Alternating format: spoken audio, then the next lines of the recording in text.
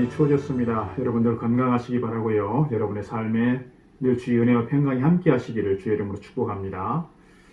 오늘 다니엘 4장 28절 37절 말씀 우리 함께 나누겠습니다. 이 모든 일이 다 나 느부갓네살 왕에게 임하였느니라. 12달이 지난 후에 내가 바벨론 왕궁 지붕에서 거닐세. 나 왕이 말하여 이르되 이 큰 바벨론은 내가 능력과 권세로 건설하여 나의 도성으로 삼고 이것으로 내 위엄의 영광을 나타낸 것이 아니냐 하였더니, 이 말이 아직도 나 왕의 입에 있을 때 하늘에서 소리가 내려 이르되, 느부갓네살 왕아, 내게 말하노니 나라의 왕위가 내게서 떠났느니라. 네가 사람에게서 쫓겨나서 들짐승과 함께 살면서 소처럼 풀을 먹을 것이요, 이와 같이 7대를 지내서 지극히 높으신 이가 사람의 나라를 다스리시며 자기의 뜻대로 그것을 누구에게든지 주시는 줄을 알기까지 이르리라 하더라. 바로 그때에 이 일이 나 느부갓네살에게 응함으로 내가 사람에게 쫓겨나서 소처럼 풀을 먹으며 몸이 하늘이슬에 젖고 머리털이 독수리 털과 같이 자랐고 손톱은 새 발톱과 같이 되었더라. 그 기한이 참에 나 느부갓네살이 하늘을 우러러 보았더니 내 총명이 다시 내게로 돌아온지라. 이에 내가 지극히 높으신 이에게 감사하며 영생하시는 이를 찬양하고 경배하였나니, 그 권세는 영원한 권세요 그 나라는 대대에 이르리로다. 땅의 모든 사람들을 없는 것 같이 여기시며 하늘의 군대에게든지 땅의 사람에게든지 그는 자기 뜻대로 행하시나니 그의 손을 금하든지 혹시 이르기를 내가 무엇을 하느냐고 할 자가 아무도 없도다. 그때에 내 총명이 내게로 돌아왔고 또 내 나라의 영광에 대하여도 내 위엄과 광명이 내게로 돌아왔고 또 나의 모사들과 관원들이 내게 찾아오니 내가 내 나라에서 다시 세움을 받고 또 지극한 위세가 내게 더하였느니라. 그러므로 지금 나 느부갓네살은 하늘의 왕을 찬양하며 칭송하며 경배하노니, 그의 일이 다 진실하고 그의 행하심이 의로우심으로 교만하게 행하는 자를 그가 능히 낮추시니라. 오늘의 주인공은 바벨론의 느부갓네살 왕인데요. 그는 BC 6세기경에 근동 지역에 고대 근동 지역에 패권을 쥐었던 강력한 절대 권력의 왕이었고요. 유다를 멸망시켰던 장본인이기도 합니다. 이방의 왕으로서 구약 성경에 가장 많이 등장한 이 74회에 걸쳐서 등장한 인물이기도 하고요. 오늘 본문 말씀 보게 되면 그가 7년 동안 밀려나서 실각되었다가 기적같이 다시 왕위에 복귀하고 하나님을 찬송하고 감사하는 고백을 담고 있습니다.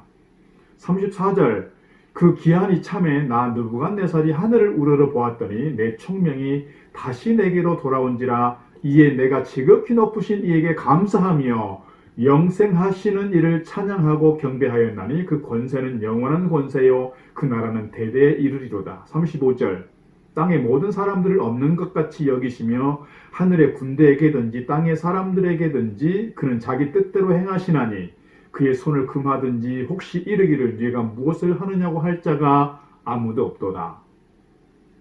일반적으로 권력을 가졌거나 이 부자나 지식이 많은 사람들이 겸손하기가 쉽지 않는데요. 오늘 느부갓네살은 어떤 사람입니까? 천하를 통일한 제국의 대제국의 왕이었는데 그가 어떻게 이렇게 겸손하게 하나님 앞에 감사할 수 있는가? 이방의 왕이었고 절대 권력자였던 그가 어떻게 이런 감사의 고백을 드릴 수 있는지 오늘 본문을 통해서 그 과정을 좀 살펴보도록 하겠습니다. 먼저 하나님께서 주신 계시 부분을 좀 다루고 가야 합니다. 하나님께서 꿈이나 환상을 통해서 자신을 계시하시는데 특별히 하나님께서는 오늘 이방왕 느부갓네살에게 꿈을 통해서 하나님의 계획을 보여주셨고 계시해 주셨습니다. 첫 번째 꿈이 다니엘 2장에 나오는 내용인데요. 느부갓네살이 다스린 지 2년이 되는 해에 느부갓네살이 꿈을 꾸고 그로 말미암아 마음이 번민하여 잠을 이루지 못한지라. 큰 신상의 꿈을 꾸었습니다. 다니엘이 그 꿈을 해석해 주었고 이로 인해서 다니엘이 총리의 신분을 얻게 되었습니다. 머리는 금으로 되어 있었고요. 이것은 바벨론 제국과 느부갓네살을 상징하는 것이었습니다. 그리고 가슴과 두 팔은 은으로 되어 있는데 이것은 메대와 바사, 페르시아 제국을 상징하는 거였고요. 이 배와 양 넓적다리는 노스로 되어 있는데 이것은 헬라 제국을, 그리고 종아리는 쇠로 되어 있고 발은 쇠와 흙으로 되어 있는데 이것은 로마 제국과 그 이후를 상징하는 역사에 대한 계시였다. 우리가 이 부분을 다루고 넘어왔습니다. 두 번째 꿈은 지난 월요일 아침에 보았던 내용인데요. 다니엘 4장 4절 말씀. 난 느부갓네살이 내 집에 편히 있으며 내 궁에서 평강할 때에 한 꿈을 꾸고 그로 말미암아 두려워하였으니 곧 내 침상에서 생각하는 것과 머릿속으로 받는 환상으로 말미암아 번민하였었노라. 이번에도 지난번처럼 다른 술사들이나 술객들, 지혜자들이 이 꿈을 해석하지 못했는데 다니엘이 이 꿈을 해석하게 됩니다. 땅의 중앙에 그 높이와 크기가 하늘을 닿을 만큼 큰 나무, 높은 나무를 보았습니다. 그런데 한 천사가 나타나서 그루터기만 남기고 다 잘라버렸습니다. 그리고 천사가 말하기를 그 나무 그루터기가 7대 동안, 그러니까 7년 동안 방치될 것이라고 하는 것을 말씀합니다. 느부갓네살 왕은 이후에 이것이 자기에게 닥칠 재앙으로 이해가 되었고 그래서 심히 번민하게 된 것입니다. 그러나 다니엘은 정확하게 그 꿈의 해석을 알려주게 되는데 사실 이 꿈의 기흉을 떠나서 이방 왕의 신분이었던 그 느부갓네살 왕이 꿈을 통해서 계시를 받았다는 그 사실 하나만으로도 사실은 이는 하나님의 은총을 입은 자라 이렇게 말씀드릴 수 있습니다. 아무에게나 하나님께서 계시하시진 않기 때문에 그렇습니다. 그러나 오늘 느부갓네살은 다니엘을 통해서 자신에게 나타난 하나님의 계시에 대해서 반응할 때 그 반응은 뭐였느냐? 교만이었습니다. 무엇보다 자기 자신을 위해서 금신상을 만들고요. 자신을 신적 존재로 만들고 우상화합니다. 그가 처음 꿈을 해석했던 다니엘을 보면서 하나님을 찬양하기도 했습니다. 그러나 그가 하나님을 예배했다거나 섬기는 건 아니었고요. 오히려 큰 금신상을 만들고 그 앞에 절하게 하고요. 시간이 지나면서 그는 여전히 세상 앞에서 신적 존재로 군림하고자 한 것이었습니다. 그래서 그런 느부갓네살 앞에서 하나님은 경고하시는 걸 볼 수 있게 되는데요. 그때 하나님께서 두 번째 꿈을 꾸게 하셔서 7년 동안 방치되는 그루터기를 보여주셨고 이는 그가 하나님께서 그에게 꿈을 보여주셨음에도 불구하고 겸손하지 않고 오히려 교만해졌기 때문에 주시는 경고였다 할 수 있습니다. 이 꿈을 꾸면서 왕이 크게 번민하였다고 했는데 다니엘은 왕에게 이 심판을 벗어날 방법을 제시하고 있습니다. 그것이 오늘 본문 바로 앞에 있는 27절의 말씀입니다. 27절 보니까 이렇게 기록합니다. 그런즉 왕이여 내가 아뢰는 것을 받으시고 공의를 행함으로 죄를 사하고 가난한 자를 긍휼히 여김으로 죄악을 사하소서. 그리하시면 왕의 평안함이 혹시 장구하리이다 하니라 그랬습니다. 그러나 느부갓네살은 자신의 업적을 자랑하기 바쁩니다. 왕이 이 다니엘의 충고를 신중하게 듣지 않았고요. 아마 그 충고가 귀에 들어오지 않았을 것이라고 생각합니다. 왕의 교만은 그치지 않았고요. 29절 말씀이 이렇게 기록합니다. 12달이 지난 후에 내가 바벨론 왕궁 지붕에서 거닐세. 30절 나 왕이 말하여 이르되 이 큰 바벨론은 내가 능력과 권세로 건설하여 나의 도성으로 삼고 이것으로 내 위엄의 영광을 나타낸 것이 아니냐 하였더니 했습니다. 그래서 결국 하나님께서는 그를 징계하시게 됩니다. 31절로 33절 말씀에서 몇 가지 보여주는데요. 무엇보다 그에게 왕위를 빼앗아 버리십니다. 인류 역사 가운데 교만하고 방자히 행한 폭군치고 사실은 제명에 죽은 사람이 별로 없을 것입니다. 또한 왕의 권력이라고 하는 것이 마치 안개와 같아서 순식간에 사라지기도 합니다. 이 왕의 교만이 목에까지 찼을 때 하나님께서는 그 순간을 놓치지 않으시고 그 왕위를 빼앗으신다는 거예요. 특별히 32절 말씀 보게 되면 그가 들짐승과 같이 될 것이라고 합니다. 왕좌에서 쫓겨난 느부갓네살이 하루아침에 들짐승처럼 그들과 같이 사는 신세가 되고 말았습니다. 소처럼 풀을 뜯어먹고 몸은 이슬에 젖고 머리털이 독수리털과 같고 손톱은 새 발톱처럼 되었다 그랬습니다. 그래서 그는 분노에 짐승처럼 소리를 질렀고 실상한 사람처럼 들에서 방황하고 배회하게 되었습니다. 이렇게 비참한 생활이 7년 동안 계속되었고요. 하나님의 징계는 가혹했고 그를 더욱 낮추셨던 과정이라고 할 수 있습니다.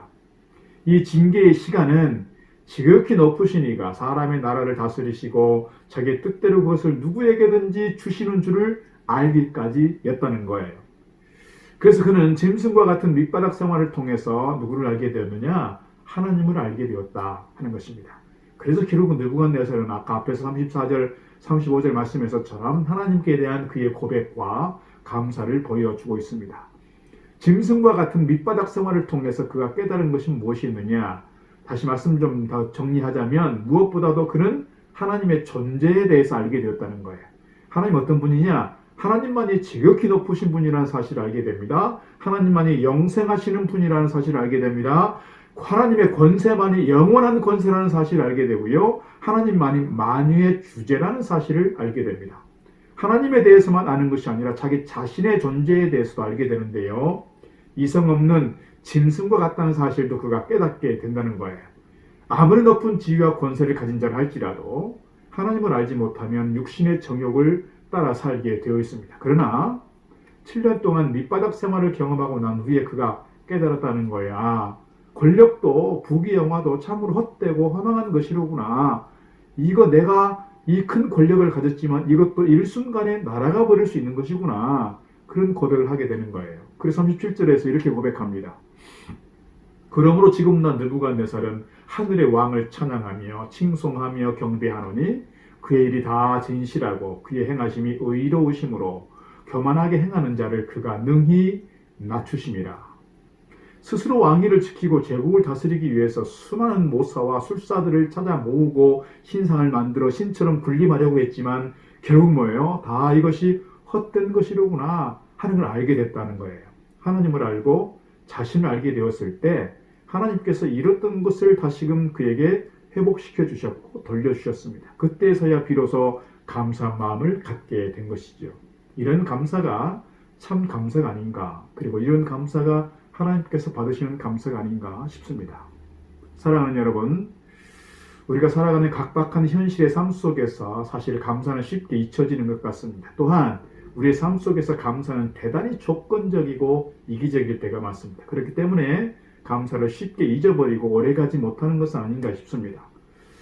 느부갓네살 왕은 2차례에 걸쳐서 하나님의 놀라운 일들을 목격하고 찬송했었습니다. 그러나 그런 표적과 이적은 일시적인 것이었습니다. 하나님을 향한 그의 찬송은 어디까지나 감정적인 차원을 넘지 못했다 하는 거고요. 그러나 그가 모든 것을 잃어버리고 짐승처럼 배회했던 그 경험을 통해서 그가 하나님을 알게 되었고 더 나아가 자기 자신을 알게 된 것입니다. 고난을 통해서 살아계신 하나님을 알게 된 것이죠. 그래서 다른 것 무엇보다도 더욱더 하나님을 아는 것이 중요하지 않았을까 싶습니다. 그렇다고 여러분 우리가 밑바닥까지 내려갈 필요는 없지 않을까요? 이미 우리 안에 내주하시는 성령님의 임재하심을 인식하고 오늘 또 예배 가운데 선포되는 말씀 속에서 우리가 성경을 읽으면서 또는 여러 가지 정황을 통해 주시는 말씀과 음성을 듣게 될 때 우리는 하나님을 더욱더 인격적으로 만나게 되고 경험하게 될 것입니다. 오늘 하루도 그럼에도 감사할 조건을 찾아서 하나님께 감사하고 무엇보다 우리에게 영원한 생명 주신 우리 하나님을 찬양하고 감사하는 하루 될 수 있기를 바랍니다. 날씨가 많이 추워졌는데요. 여러분들 건강하시고 이 추위를 잘 이겨내는 귀한 하루 될 수 있기를 바라겠습니다. 사랑하는 여러분, 사랑하고 축복합니다. 나의 마음이 교만치